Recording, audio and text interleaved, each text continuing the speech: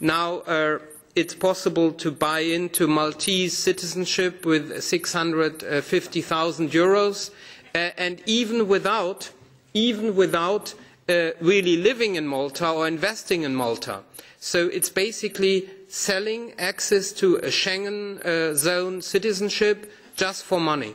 This has been commented very critically also in Germany, and I would like to get explanation on this because I find that very unusual that you can buy citizenship without that you have to be in the country. I am not against giving foreigners citizens' rights, not at all, but then they should have a real tie to the country, and I would like to get a bit more explanation because healing the budget should not mean, from our perspective, selling citizens' rights. Sven, I'll start from your last question because it's more important.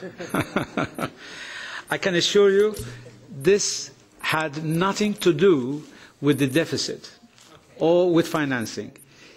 It's, in fact, my permanent secretary is here with me and we discussed this. We almost wrote it off in the sense of, we said, look, the budget has to stand on its own. Finally, we put in a token of 15 million, you know, 50, and the Commission is also saying it should be down to 8 million. So 8 million in a budget of 3.2 billion. Even 3.2 is no big deal for big countries, but for Malta it's big. We're talking of 3,200 million of revenues. So 8 to 15 million is just a token. We can do without it, and the budget will stand on its own. So there was it was not at all tied with the government's finances or problems or deficit. By the way, I will go into the structural balance where we're disagreeing, because they are building this about the 3.4 and 3.5 is built on a premise of getting tax elasticities, taxes from certain consumption, whereby they have some coefficients which do not tally. So, but let's keep that separate. The point to be made is that the IIP, or the individual investors program, had nothing to do with this. It had to do a lot about investment. And the story is, and it's good that I'm saying this in public, that the story started with the creation or the proposal to set up a development bank in Malta. And being tied, yes, the deficit does count in the sense of that the government's hands are tied with fiscal governance and keeping the deficit below 3%, and therefore that we wanted another medium to handle investment, on the long-term investment. We have a lot of banks and commercial banks, but we wanted something long-term investment. And the central bank were getting the consultancy from the IMF, working on this and the proposal and so on. So this is one stream. It had nothing to do with the IIP. Now, and the other stream, this was this idea that, like Portugal and like Austria and like the UK and like the US, there could be a scheme whereby people who invest in Malta would be able to be given recognition for that. Now, what happened was that these were two separate teams.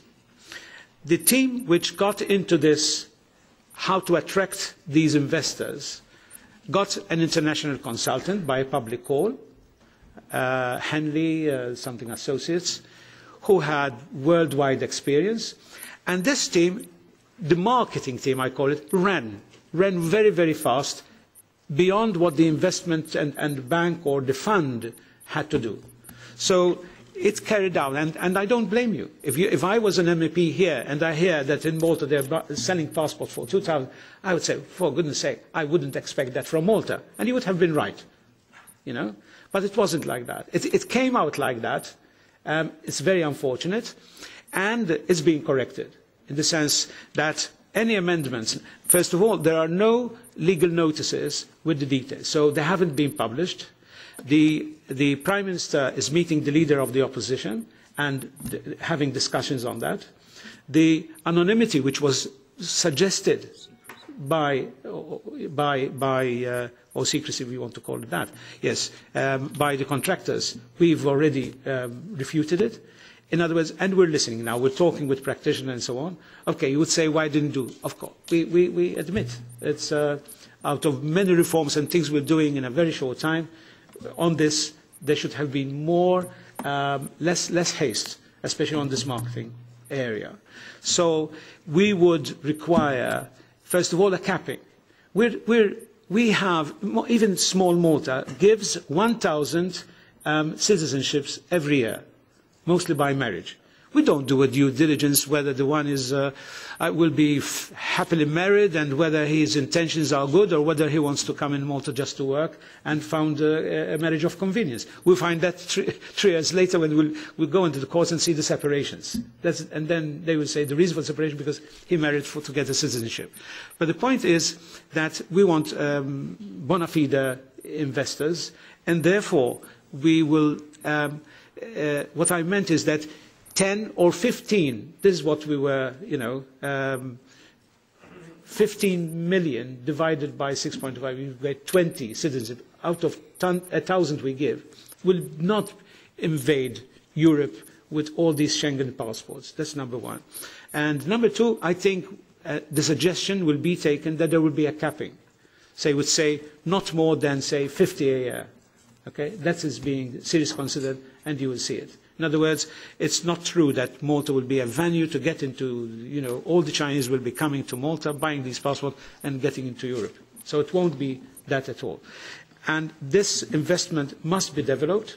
There will be more bonding, that the person will come to Malta, will reside in Malta, and ideally also have some property in Malta as well. And Malta, being short of certain people of caliber, would be attraction for that. For all, could be a footballer, could be but it has nothing to do with taxation. In other words, if they don't reside in Malta for longer than so much, then they will be taxed in their own country and so on. So this would be a means of money going into investment. Okay?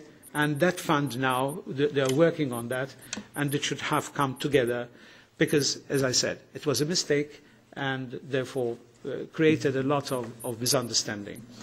On the first part of the question, regarding health, pensions and efficiency, it's work in progress. A new government who started to say, look, a month after being elected, and you start an evaluation of the hospital with all its inefficiency. We found a lot of horror stories you find in many countries. Lack of centralized storage, problems with unions and so on. These are all, the report has just published last week. It's going to be, all the stakeholders will be discussing it. The same for the justice reform report. So these are work in progress and corrected. The Commission says they are not promises, but at least they are work in progress, and we expect more to hear from you. I remember in April when I met with the rating agencies, all these reforms were promises. Now they are budgets, they've put in the budget, again they haven't been applied. Next year we'll hope we'll see them and come here and report on to what extent they were effective. But thank you very much, Sven.